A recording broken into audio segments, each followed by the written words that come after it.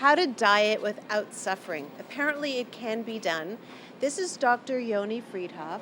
He is a weight loss expert, a doctor, and he's written this book called The Diet Fix. Explain to me how you can diet without suffering, because it seems that would be a contradiction in terms. Well, I think you hit it right on the head. So up till now, dieting has been synonymous with suffering. It's undereat, it's overexercise, or some combination until you can't stand it anymore.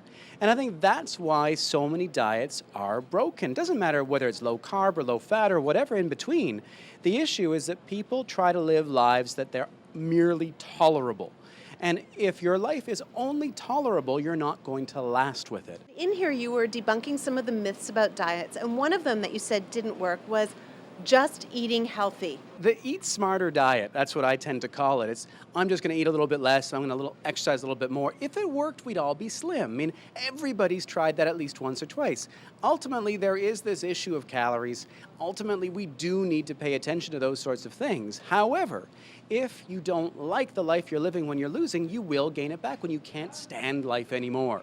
Okay, I cannot imagine how I can watch my weight and not suffer a little bit, because as soon as I'm counting calories or cutting out those cookies that I love, I'm suffering. But that's where the problem lies, is that people have been taught they have to cut out the calories, they have to cut out the cookies.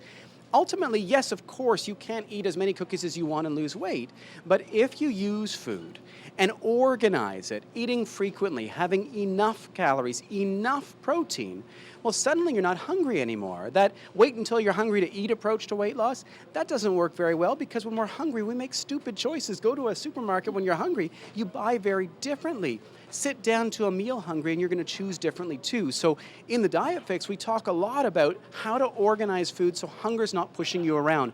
Once you have 100 million years of evolution telling you what to do, there's no amount of willpower that will keep you there forevermore. However, you can outsmart it. When you talk about those people who cut out sort of all sugars from their diet or all the carbs, people do it. They are disciplined. I know people. So the discipline is there.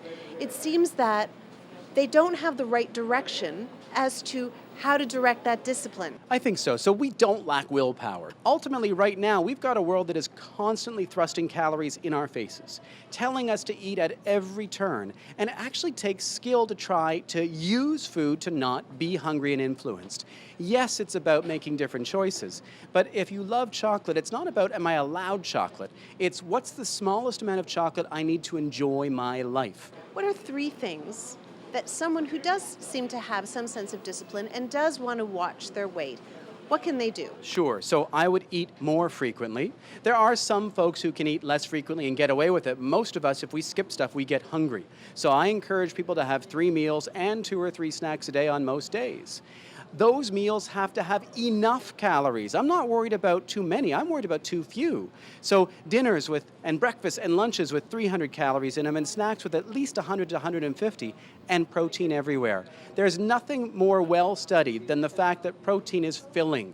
And so 20 grams a meal, 10 grams a snack carries people a long way. When you're not hungry, you make wise choices. When you are hungry, it's very difficult. One more thing.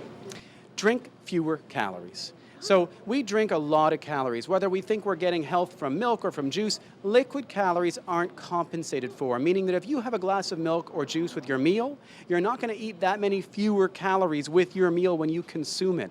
And there is no magic nutrition in those beverages you can't get from solid foods. Calories are delicious. Eat them, but don't drink them. But what about wine, Yoni? What about wine? Wine, sadly, has double the calories drop per drop as Coca-Cola. And so, What? Double. Look at me crying. So, I love having some alcohol in my life. I'm more of a single malt drinker. However, it's the smallest amount of wine a person needs to like their lives. The smallest amount of scotch. Your weight, your health may factor in to what that smallest amount might be.